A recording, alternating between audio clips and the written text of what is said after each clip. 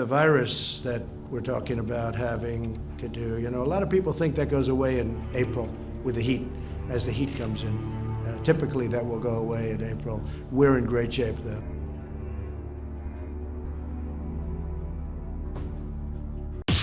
Unbeknownst to all of our idiot scientists working on vaccines and drugs that might help us, our president had us covered. The heat will take care of everything. Hello everybody and welcome back to the MedBros channel, and we have to talk about what the hell is going on with coronavirus, because unfortunately it will not just go away and is actually seeming to get a lot worse. So you guys can check out the previous video on this channel that covers coronavirus, or just watch the countless amount of footage out there that covers the same topic. In this video we are going to talk about this. A live tracking map that looks like the tracking of the next Smash Brothers game. People getting body bagged alive. People held on cruise ships for a week and then gathering them up, herding them onto a plane, and making the entire quarantine useless when you mix the infected with the non-infected. People making money off of masks and disinfectants, fights breaking out amongst panicked people, conspiracy theories, and full-on panic headlines. If there was a tracking software for the flu like there is for coronavirus, people would be going to the stores and not only emptying out the masks, but they would be emptying out the toilet papers for all their soiled underwears after they would see those statistics. There's talks of closing down our borders, and there's literally so much news that's just erupting with coronavirus. So let's try to tease through all this hubbub and get down to the really nitty-gritty details about what matters. The big news going around right now is the rapid spread of coronavirus, which is now on every single continent except Antarctica. At least the penguins will survive this. The CDC has made it clear that they think the United States is about to be hit really hard. But why this is a big deal is probably not what you have in mind.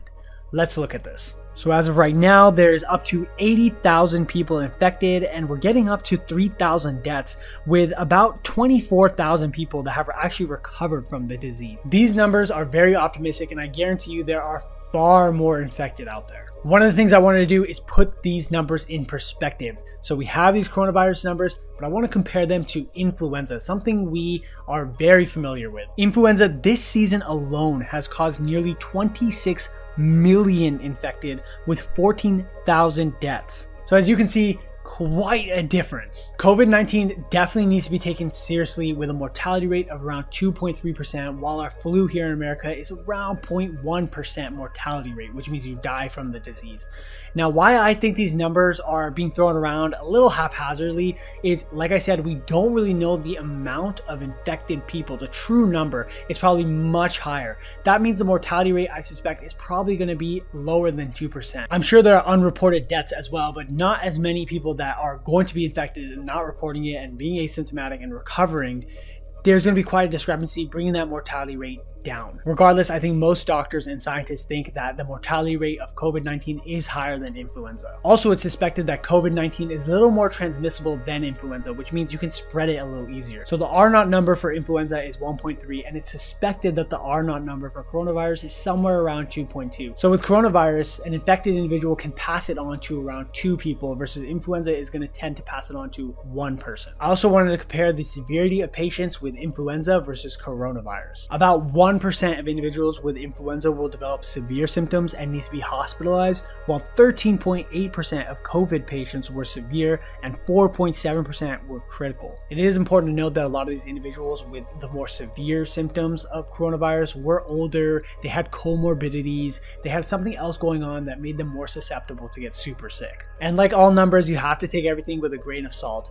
COVID is a new virus and doctors just don't know how to treat it. We haven't seen this in modern medicine, this specific virus, and we don't have any drugs for it. We don't have any vaccines. We're a little more comfortable managing patients with influenza. We have drugs like Tamiflu. We have a vaccine. We know what the complications are for influenza. We're more comfortable with it overall, which is going to affect that mortality rate, bringing influenza's mortality rate a little lower. It is important to note that there are some drugs currently being tested for COVID-19. Remdesivir is one of the medications being tested and hopefully will show some significant results. So I bring up this comparison to influenza to really show that it's not this doomsday virus that's knocking everybody out, but at the same time, I do want to urge people that it is time to start being a little more alert about what's going on and be a little more prepared for what's to come. Currently, there are many infectious disease specialists out there that think that coronavirus is about to be integrated as a common community virus that's going to be around for a while. Like having a flu season, we might have a COVID-19 season, or just have COVID-19 just beat this virus we have to worry about all the time. So as doctors every year, we're going to have to keep our eyes out for this virus that likes to sneak its way into the lungs, sit there really quietly and replicate, be able to be passed on to other individuals and be contagious during this time period,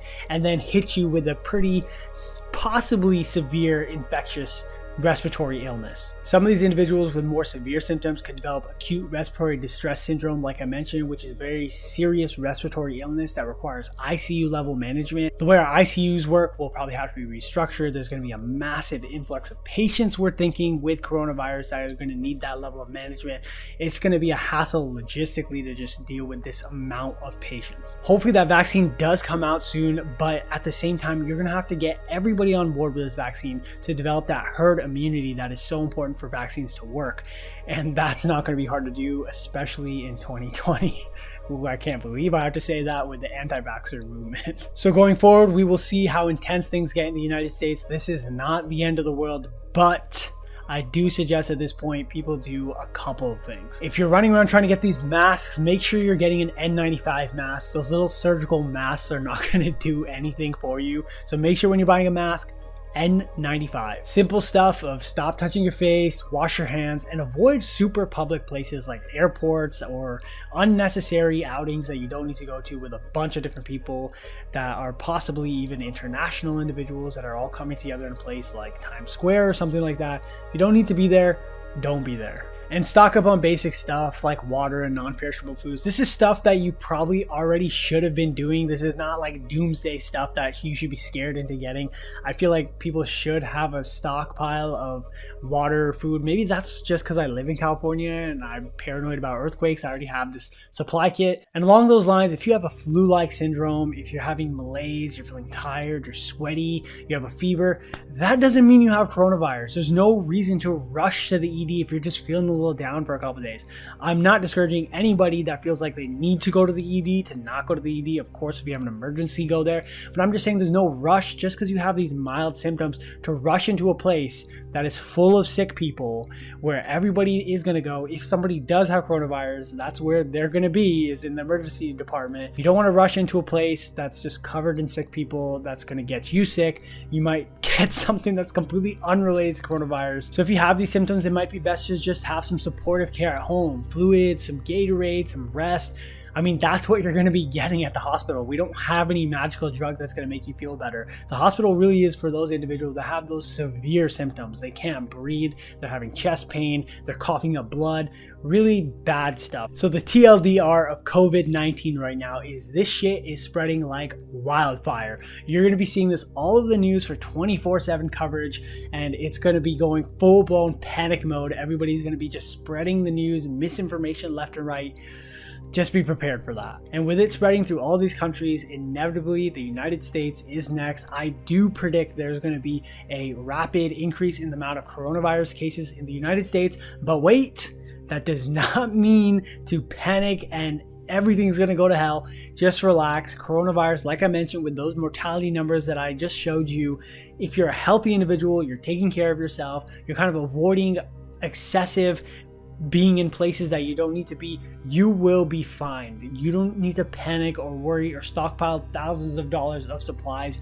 All I'm saying is just be safe, use common sense, and we're going to be okay. The absolute truth is that this upcoming year is going to be full of COVID news and COVID updates. So strap in and get ready for the ride. Make sure you guys subscribe to the MedBros channel. We'll keep you updated with the real facts and not this panic mode bullcrap you're going to hear from everybody.